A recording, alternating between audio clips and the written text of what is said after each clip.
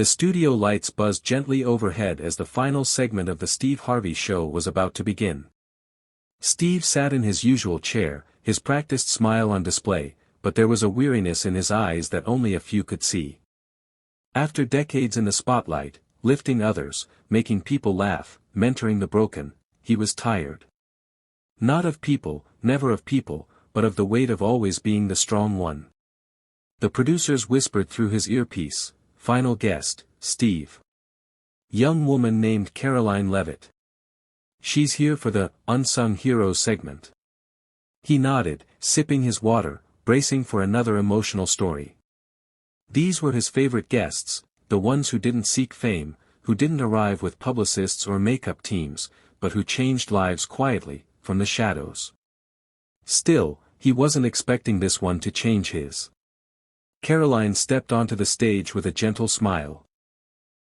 She couldn't have been more than 30, dressed modestly in a simple blue dress, her blonde hair tied back, eyes clear and purposeful. The audience clapped politely, and Steve rose to greet her, expecting to guide the conversation as he always did. But the moment their hands met, Karoline looked into his eyes and said softly, "Mr. Harvey, I've waited 10 years to thank you." He blinked. "Me?" She nodded, tears already brimming. "You saved my father's life, and you never knew it." The room quieted, the audience sensing something different. Steve leaned back, eyebrows raised, intrigued and visibly moved. "My dad was a truck driver," she began, her voice trembling but steady. "Hard-working, proud, and always gone just a little too long. We didn't have much growing up, but he made sure I had everything I needed. When I was 16, he lost his job. The company folded. My mom had already left us years before, and he was drowning. In debt. In shame. In silence." Steve's eyes softened.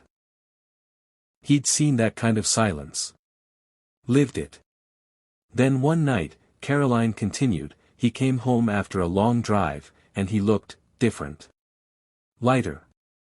He took my hand and said, "Baby, I saw this man on TV today.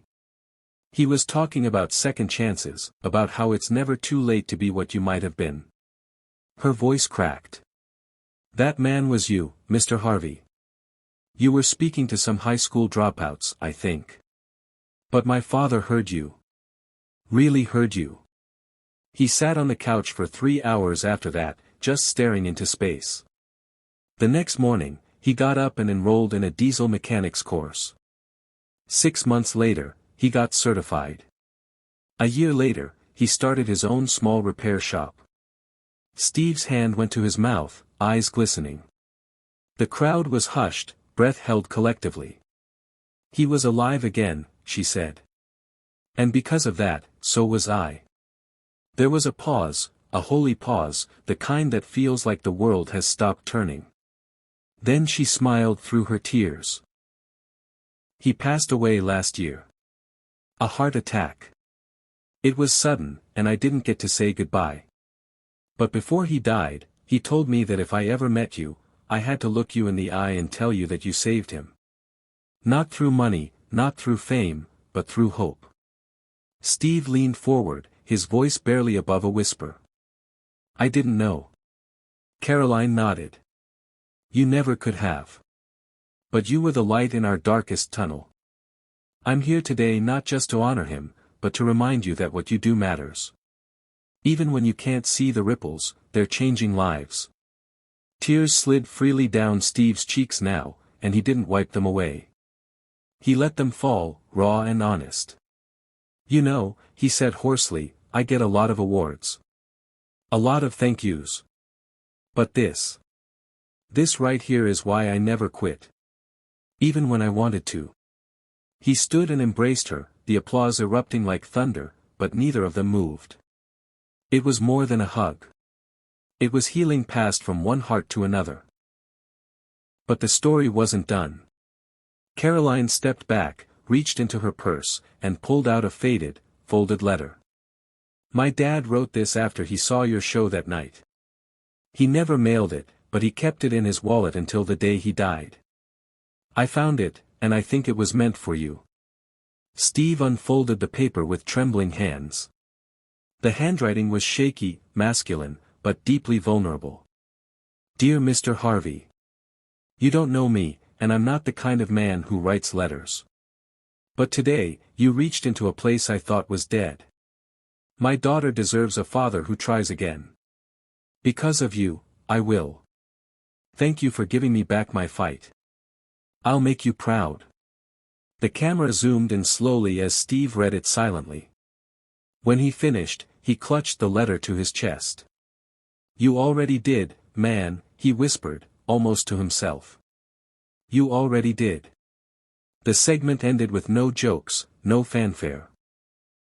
Just the sound of a man sobbing, a daughter honoring her father, and a room full of people who remembered what compassion looked like. The video of the moment went viral within hours. But that wasn't the story.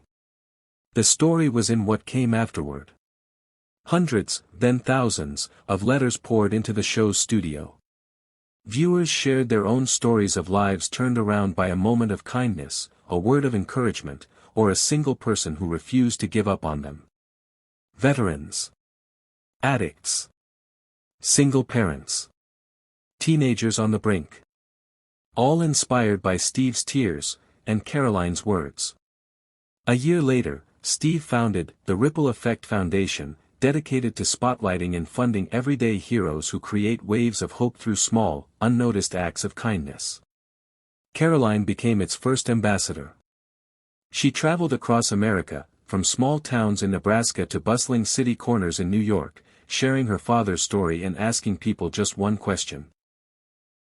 Who gave you hope when you had none? The answers filled libraries. A lunch lady who noticed a bruised child and called social services.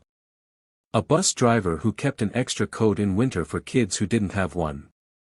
A neighbor who mowed a single mother's lawn every week for 3 years without saying a word.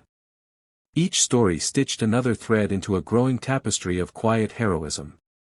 And at its center was a simple truth: one voice, one gesture, one moment, can change a life.